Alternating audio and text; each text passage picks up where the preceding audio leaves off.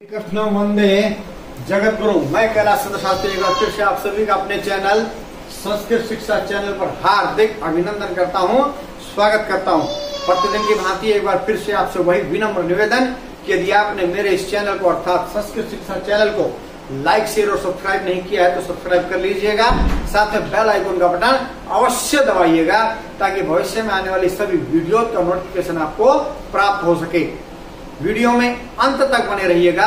अच्छी लगे तो लाइक अवश्य कीजिएगा क्योंकि लाइक करने से मनोबल बढ़ता है। साथ में वीडियो को शेयर अवश्य कीजिएगा ताकि आपके मित्रगण भी आजकल जो हम कर रहे हैं संवाद लेखना उसके अंतर्गत जो रिक्त स्थान भर रहे हैं उसके विषय में वो पढ़ सकें, जान सकें। तो चलिए बिना किसी विलंब के चलते हैं आज के टॉपिक की ओर, आज के विषय की ओर, संवाद लेखना। और आज संवाद लेखन का 8वां वीडियो में बना रहा हूं। कल और परसों 2 दिन और बनाएंगे, 10 के बाद कर देंगे बस, और उसके बाद चलेंगे अगले किसी विषय को लेकर के। तो चलिए प्रश्न पढ़ते हैं पहले। अधोलिखित संवादे रिक्त स्थानानि पूरयन्तु। अधोलिखित नीचे लिखे हुए संवादे संवाद में रिक्त स्थानानि रिक्त स्थानों को पूरयन्तु पूरा करें या भरे। तो संवाद दो व्यक्तियों के बीच में जो बातें होती हैं उसी को कहते हैं संवाद यानी कि डायलॉग।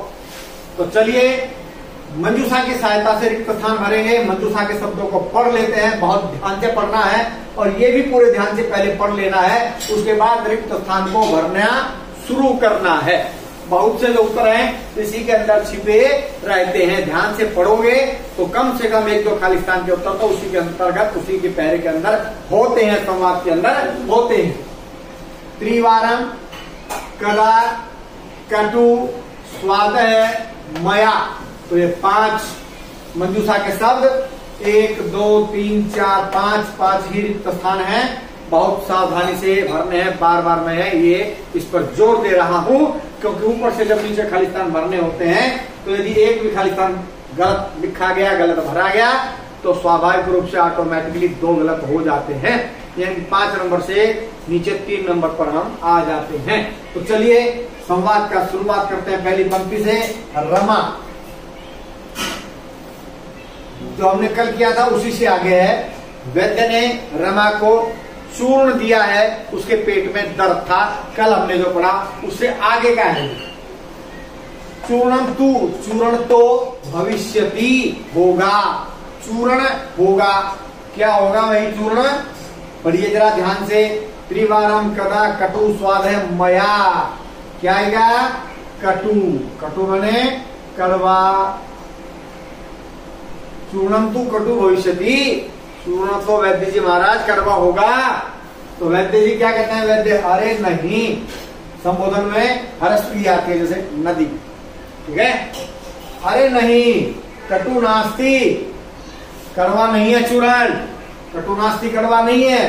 पुनरपि फिर भी औषधि कृते, औषधि वाली दवाई, दवाई के लिए न गणनी है, नहीं गणना करनी चाहिए। किसकी नहीं गणना करनी चाहिए? औषधि के लिए। कटु हम भर चुके हैं। उसके बाद बाकी 4 शब्द भरे लिखे हुए हैं। 4 में से कौन सा आएगा? देखिए, त्रिवारम कदा स्वाद मया। तो क्या आएगा? यहाँ पर थोड़ा दिमाग पर जोर लगाएंगे तो पुनरपि औषधि कृते स्वाद है। फिर भी दवाई के लिए स्वाद को नहीं गिनना चाहिए, स्वाद नहीं देखना चाहिए। दवाई तो दवाई होती है, हल्की फुल्की कड़वी तो होगी लेकिन फिर भी कड़वी उतनी कड़वी नहीं है। तो पुनरपि औषधि कृते स्वाद न गणनी है, फिर भी औषधि के लिए, दवाई के लिए स्वाद की गणना नहीं करनी चाहिए। रमा आगे प्रश्न करती है अगला।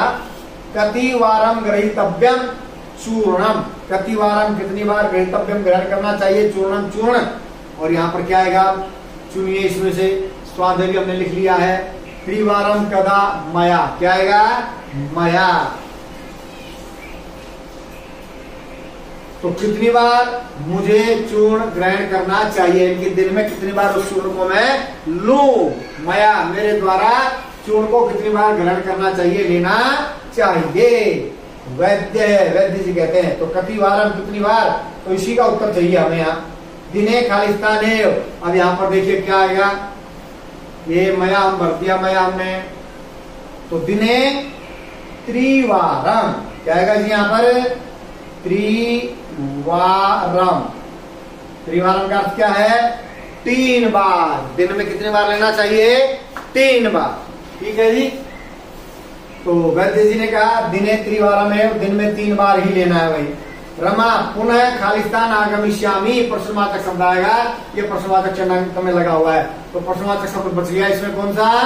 कदा। डॉक्टर को दिखाने के बाद कहते हैं ना भाई 3 दिन की दवाई दी, 3 दिन के बाद डॉक्टर कहता है फिर आना। तो वैद्य जी महाराज से पूछ रही है कौन? रमा पुनः कदा आगमिष्यामि, फिर कद आऊंगी, यानी कि फिर मैं कब आऊं? आपकी ये चूर्ण तो मैंने ले लिया और 3 बार में खा भी लूंगी। तो वैद्य जी महाराज क्या कहते हैं? वैद्य पुनः आगमन से आवश्यकता न भविष्यति, पुनः मैंने फिर आगमन से मैंने आने की आवश्यकता न भविष्यति नहीं होगी, यानी कि ये चूर्ण जो है आपको ठीक कर देगा। क्या? उधर पीड़ा जो आपके पेट में है उधर फिर से आने की आवश्यकता नहीं होगी।